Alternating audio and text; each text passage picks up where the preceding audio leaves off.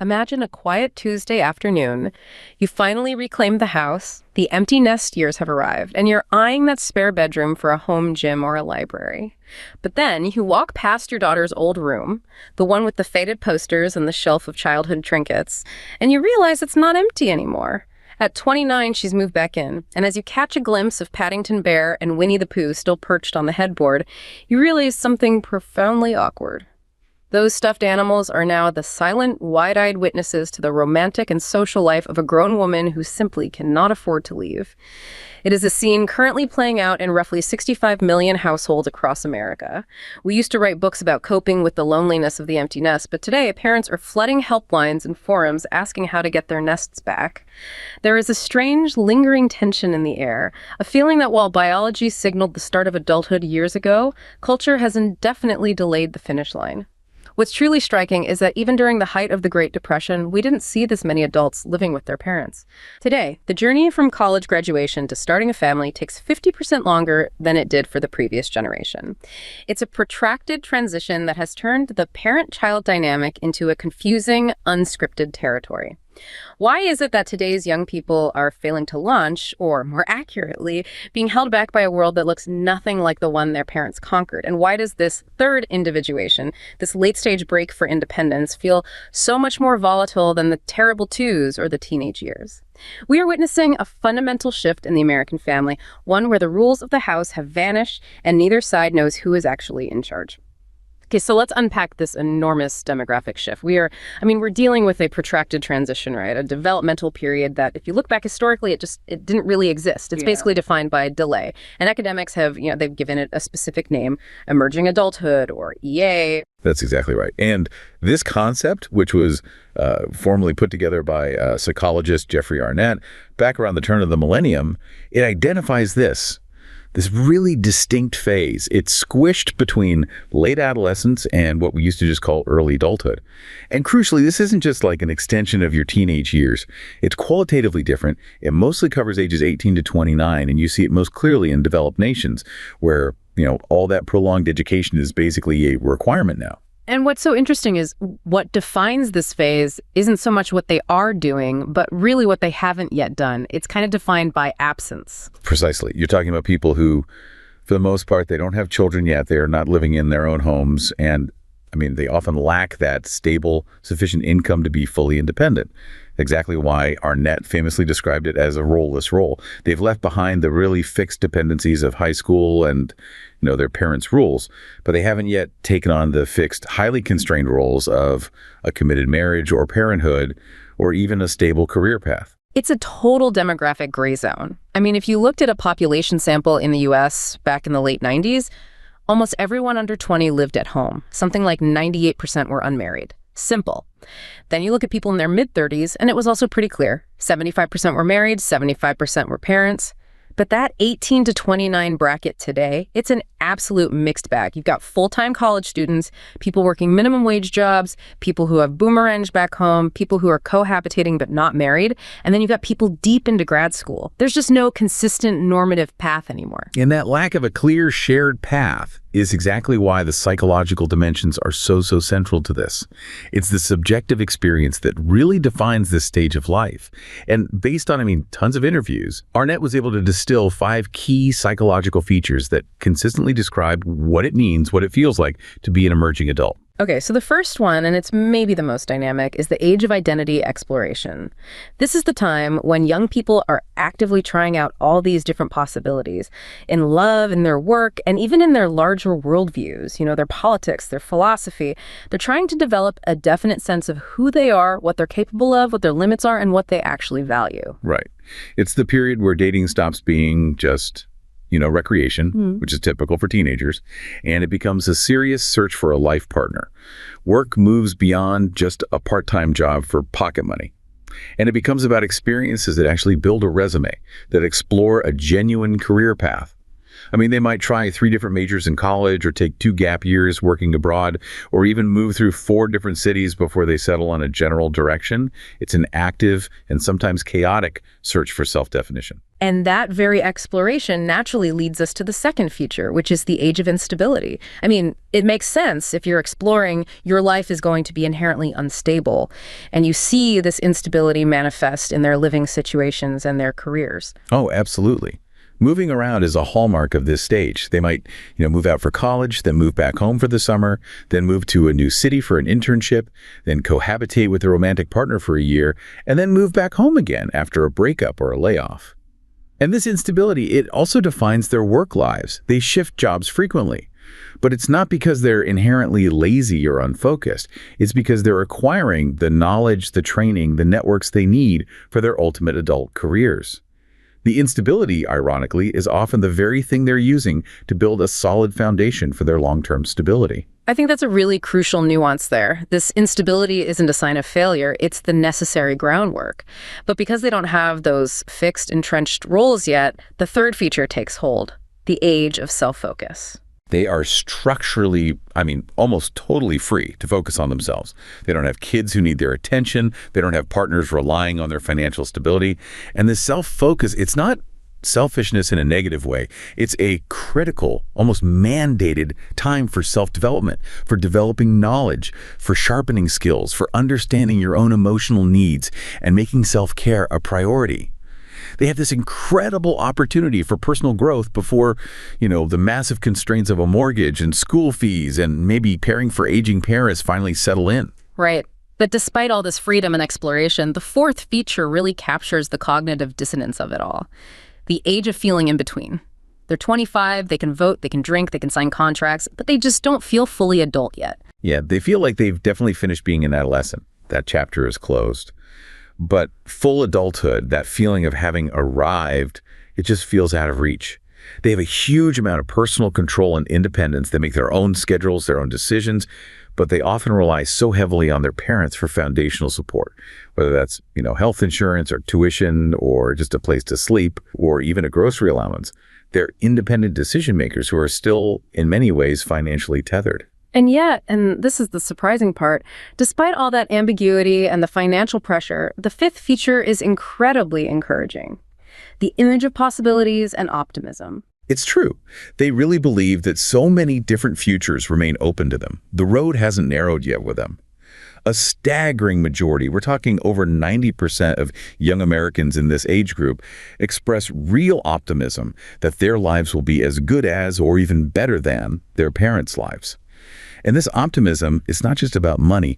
It's deeply rooted in the expectation that they're going to achieve a better work-life balance than the previous generation who, often experience burnout chasing that American dream. It's this beautiful paradox, isn't it? A period of intense instability and self-focus, but it's saturated with optimism about what's to come. Exactly. And this gets us to the subjective markers of adulthood. Because you can finish school, get a full-time job, even get married, and still not feel like an adult. When researchers actually ask people in the U.S. what makes someone an adult, they consistently bypass those traditional demographic markers like, marriage, buying a house, career stability. They skip right over the resume items and go straight to the internal experience. The real criteria are subjective. It's about being able to make independent decisions without your parents' supervision, and maybe most importantly, taking responsibility for yourself. Accepting the consequences of those decisions, both the good and the bad. And interestingly, people tend to feel they've genuinely mastered these qualities later, typically not until their mid to late 20s, which just confirms that this long, drawn-out transition is a subjectively real and distinct stage of life. Hashtag 1.2, the historical roots of the prolonged transition. Okay, so it's clear this is a unique psychological period, but we have to ask the big question. What did society do, starting around the 1960s, that created the financial and cultural space for this decade-long phase to even exist in the first place? Because the timeline for hitting those traditional hallmarks of adulthood is just dramatically stretched. The shift is stunning when you look at the raw data. In the early 1960s, the average age for a woman to marry was 20. For men, it was 23. By 2021, those ages were 28 for women and 30 for men. That's a 7 to 8 year delay in just one generation. It's a massive change. And that transition period from, say, college graduation to starting a family, a key marker for independence, it's ballooned by 50% for this generation. It used to be about 8 years for the previous one, now it's pushing 13 years. This period of emerging adulthood, it really exists because of 4 massive cultural and economic revolutions that just fundamentally altered the fabric of Western society. Let's start with the first one, because it's the most foundational, the technology revolution. And this wasn't just about computers showing up. It was a fundamental shift from a manufacturing-based economy to a knowledge and skill-based one. This is where you see the loss of the traditional entry-level job. I mean, think about a high school graduate in 1965. They could walk into a factory or a mailroom or union trade, work hard, and immediately start earning a wage that could actually support a family. These were stable, accessible economic footholds. And when technology and globalization really took hold, those entry-level jobs, the ones that gave you stable early income, which immediately impacts your credit, your ability to rent, your ability to just feel like an independent adult, they were either eliminated or outsourced. The new high-tech, skill-based jobs created by this revolution, they required higher-level education. They demanded advanced degrees, specialized certifications, or complex technical training. So the economic ladder didn't disappear, but it's like the first few rungs were moved up 10 feet higher. This immediately forced young people to spend 4 or 6 or even 8 more years in specialized education.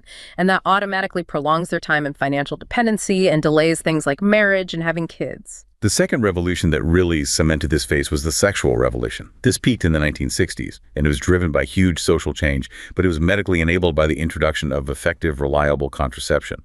Most famously, the birth control pill in 1964. Right. And that is a huge shift in how you calculate social risk. I mean, before this, non-marital sex carried a very high risk of pregnancy, which almost always led to a shotgun wedding and the immediate start of adulthood and parental responsibilities. Once that risk of having unexpected children was dramatically reduced, the whole social timetable just changed completely. The period of your early 20s transformed from a time centered on finding a spouse and starting a family to a period for non-committed sexual relationships and delaying those permanent commitments.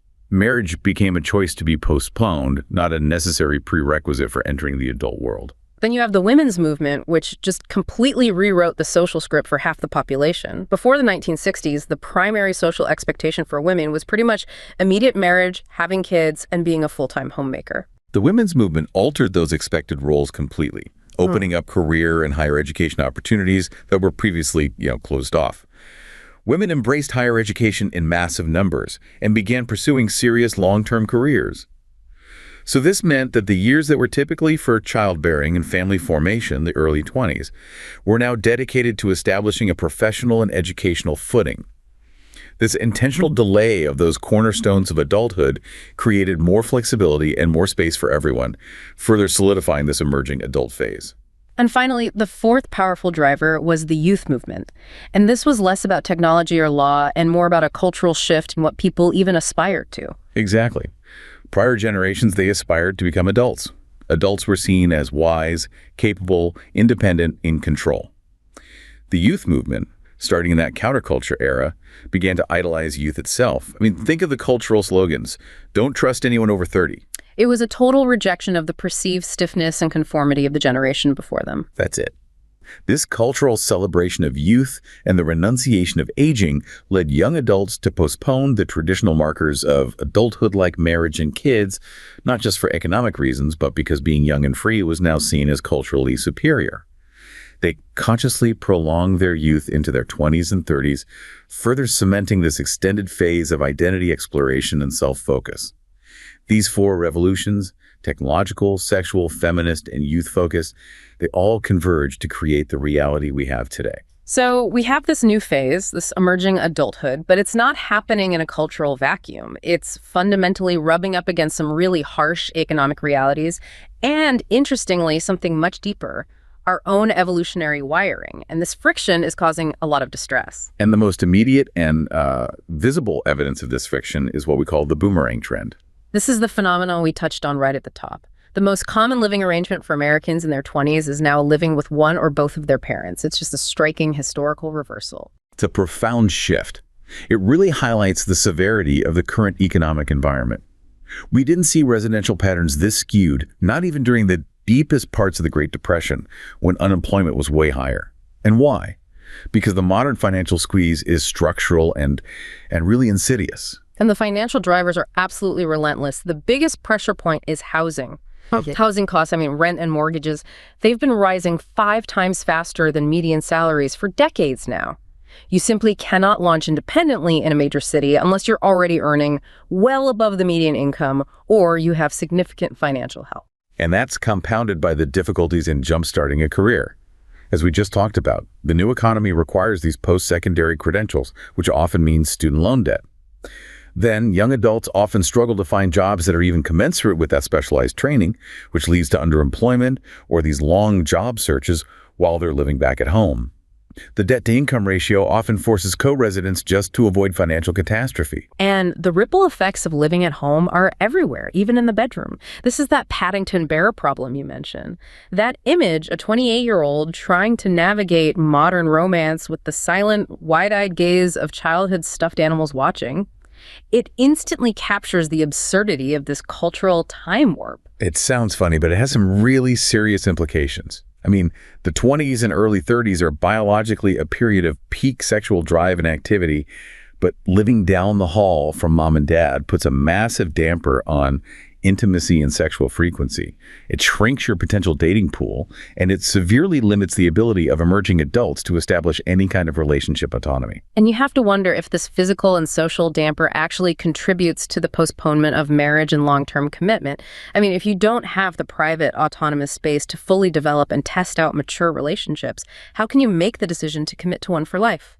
It's definitely a factor, especially when you consider the social perception of it.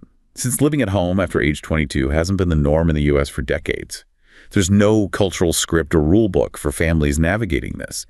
It carries this negative cultural baggage, the stigma of failure to launch.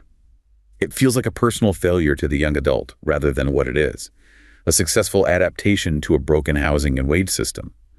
The lack of a clear normative path just creates immense tension. Hashtag 2.2, the evolutionary mismatch. Okay, so this is where we move from the macroeconomics to some really deep-seated biology, and it gets fascinating. This modern economic dependency, this structural delay in achieving independence, creates what's being called an evolutionary mismatch, especially for young men. Yeah, this is a biological glitch writ large across society. To understand this, you really have to think about ancestral male programming, which, generally drives toward early reproductive autonomy and status acquisition, establishing yourself as a capable, independent provider. Yeah. When that biological drive clashes with prolonged economic dependency, like when a 29-year-old man is stuck living at home, the internal friction can be intense.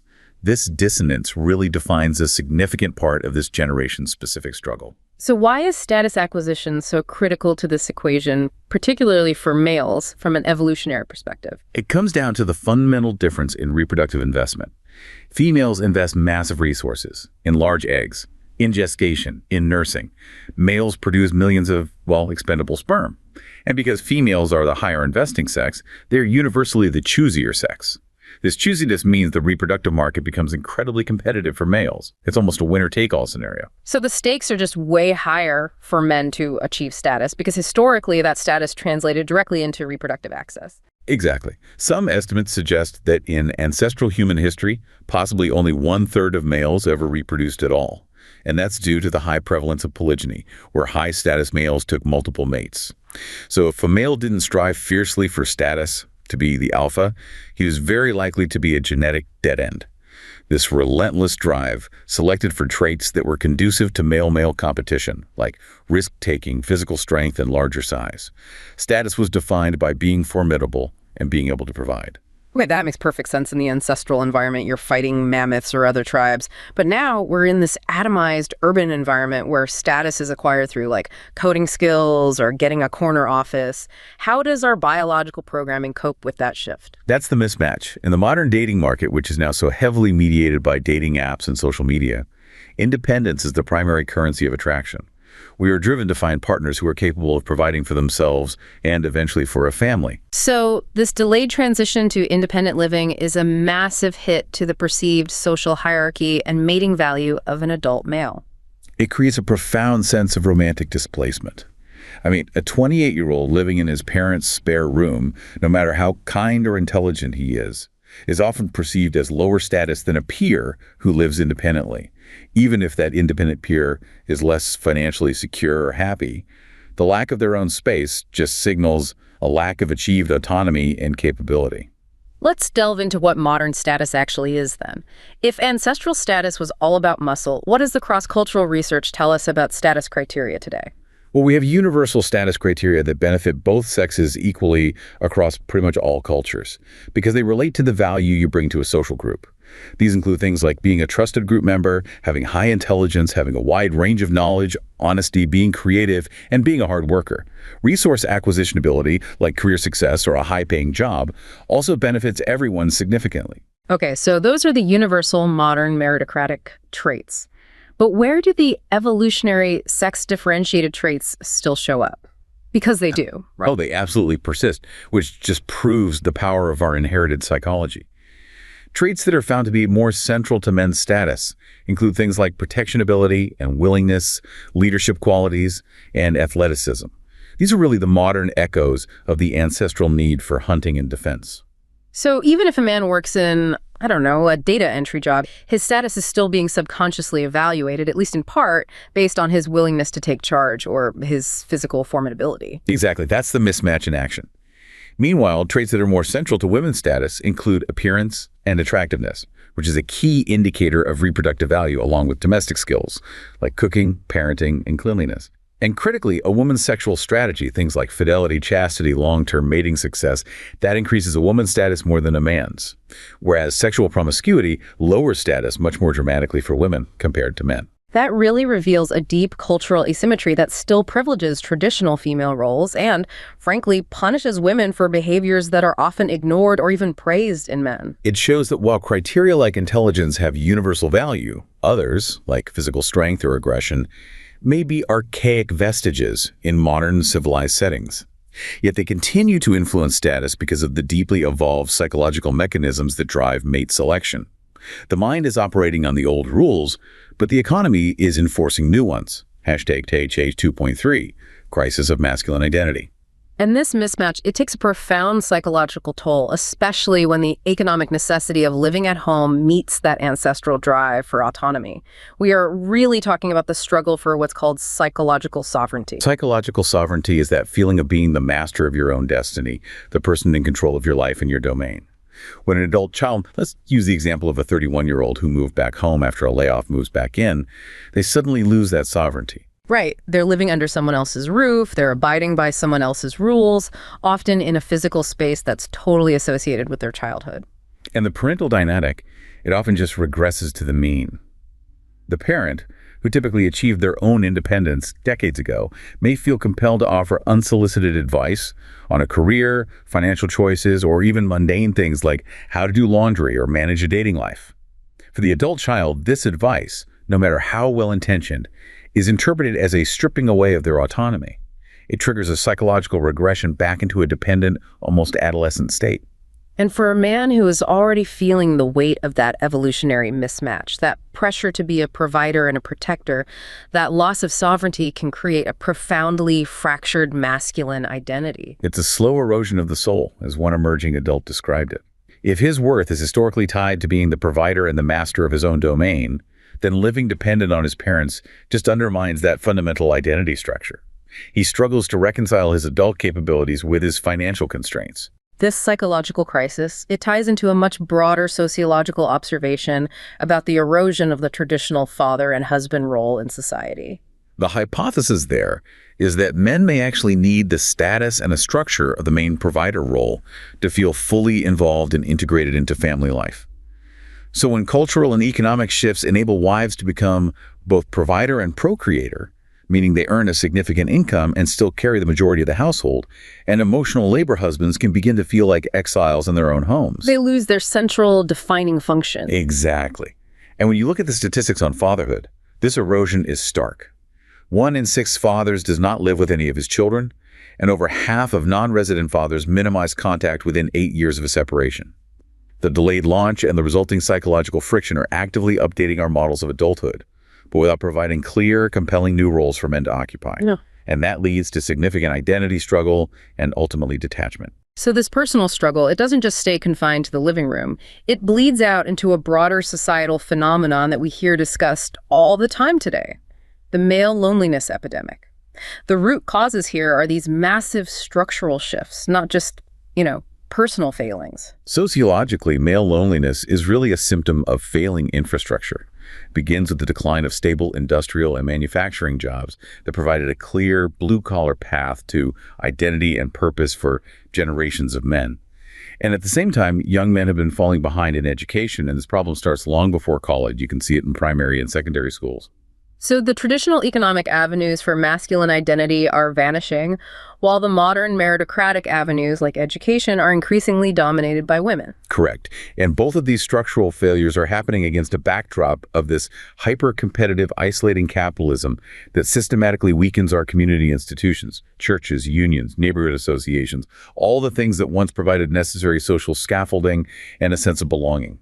The result is a perfect storm where the traditional identity paths are dissolving, the economic hurdles are getting higher, and the social safety nets are frayed. And into this vacuum steps the clash between cultural expectations and modern reality. Men are still often raised with these harmful patriarchal expectations. That a single job should support the whole family, that men should dominate, that emotional vulnerability is a weakness. When modern reality, which requires dual incomes, emotional literacy, and facing structural disadvantage, makes these expectations impossible to meet, the result is deep cognitive dissonance, and, frankly, it fuels resentment. And that resentment provides the perfect opening for reactionary figures, especially online. Yes, figures who offer simple, satisfying scapegoats. It's a lot easier for a young man facing job insecurity to blame feminism or woke culture for his lack of success than it is to confront the complexity of globalized economic failure or his own educational shortfalls. These online communities provide a sense of belonging and simple narratives, but they often channel that frustration into mindsets, like an emphasis on dominance, that only deepen their real-world alienation. It's also really vital to look at the powerful capitalist and consumerist angle here, which often profits directly from this loneliness. Capitalism encourages self-isolation and hyper-competitive behavior. The message is, you must always be more productive, always improve your portfolio, always acquire more status.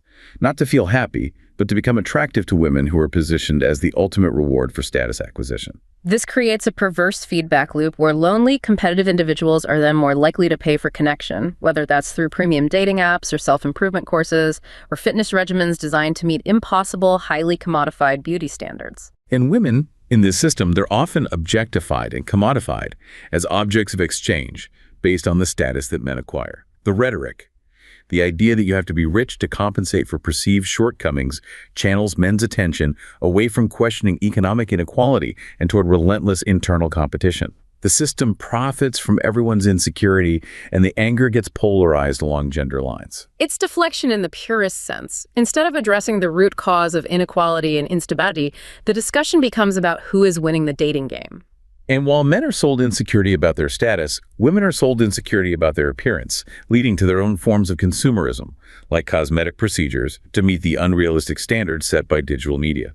Everyone is left lonely, insecure, and ultimately detached from each other. Hashtag 3.2. Political responses in the man crisis framing. The stark statistics related to young men's struggles, the 3-to-2 imbalance of women in higher education, the high rates of male suicide, and the higher unemployment for young men with bachelor's degrees compared to their female peers, these have clearly galvanized political responses. This isn't just a social problem anymore. It's become a political challenge. Oh, absolutely. The man crisis framing has achieved a degree of bipartisan acknowledgement, though the proposed solutions diverge dramatically. On the right, the framing is explicitly about agreed aggression and dominance signals. This ideology basically sees feminism and changing social norms as the problem, and its solutions are inherently retrogressive. They focus on restricting rights and mandating a return to traditional, rigid gender roles. The centrist response, however, seeks what they call an aspirational vision of masculinity. You can think of proposals from figures like Scott Galloway or Rahm Emanuel, who define positive masculinity through traits like mental fitness, resilience, hard work, and that ancestral freedom. Protect, provide, and procreate. But their solutions are highly technocratic. They aren't talking about a cultural revolution. They're talking about new zoning laws or tax credits for first-time homeowners and very specific labor market interventions. Precisely. A key example is the focus on recruiting men into what they call HEAL jobs: health, education, administration, and literacy. These are sectors like nursing and teaching that are currently facing severe labor shortages and have historically been dominated by women. So the centrist argument suggests that if you increase the wages in these historically female-coded fields, making them economically competitive, you'll attract more men. And that would stabilize the workforce in essential recession-proof fields and address the male employment gap. It's an interesting two-for-one solution. However, this centrist framing, despite its moderate appearance, it often endorses a very subtle double standard, which is important to call out.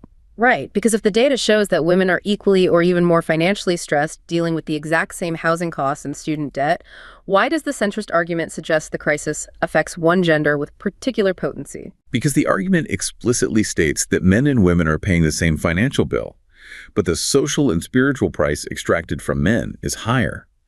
This subtly implies that women are already accustomed to, or perhaps more psychologically resilient to, being degraded, underpaid, or socially ignored in ways that men are not. Wow, so it's an accommodation of the deeply rooted belief that men should still hold a superior rank in the social hierarchy, and that their lack of success is therefore a greater societal crisis than the concurrent struggles of women. Absolutely. The focus remains on the psychological damage caused by the loss of traditional status, rather than the financial hardship itself.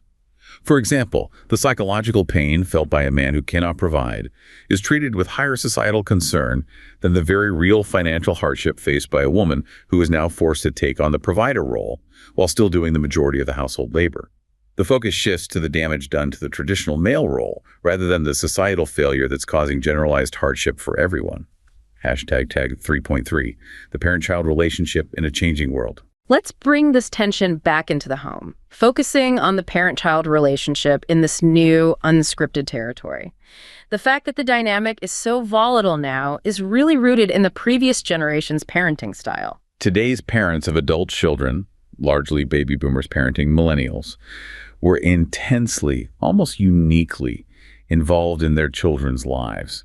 We're talking about helicopter parenting before that term even existed. I mean, meticulously searching for the right preschool, writing college essays for them, texting multiple times a day during exams. This level of closeness is historically unprecedented. And naturally, they expect that level of closeness and involvement to just continue, even when their kids are in their late 20s.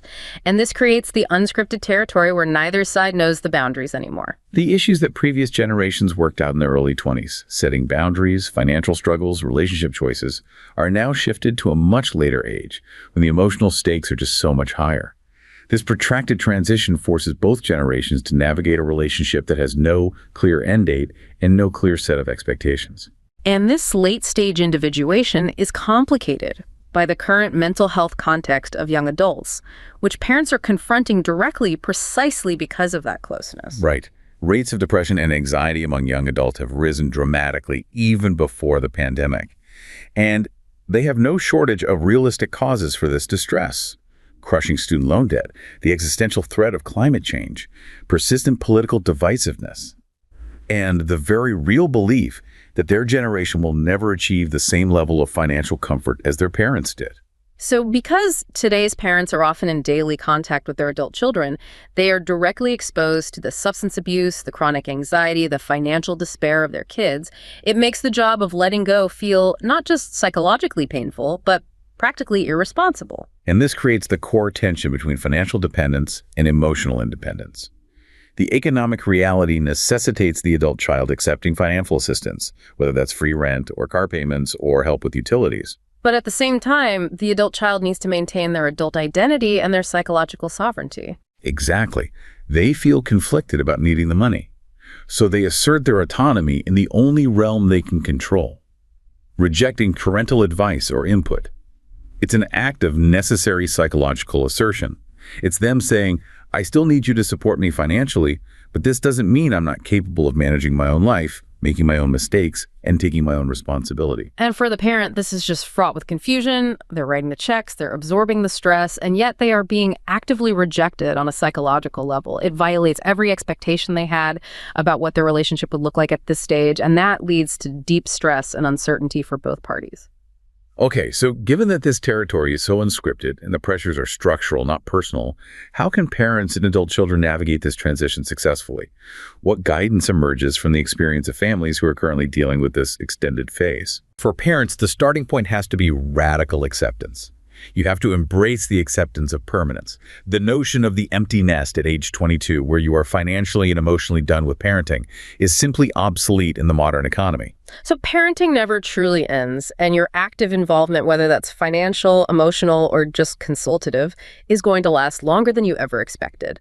Adjusting that internal timeline is key to reducing stress. The second step is equally crucial: rejecting the timetable. You have to stop using your own journey as a metric. Eliminate the phrase or even the thought, "when I was your age." The times are profoundly structurally different. Adhering to your old timeline guarantees you will mistakenly conclude your adult child is flawed or floundering.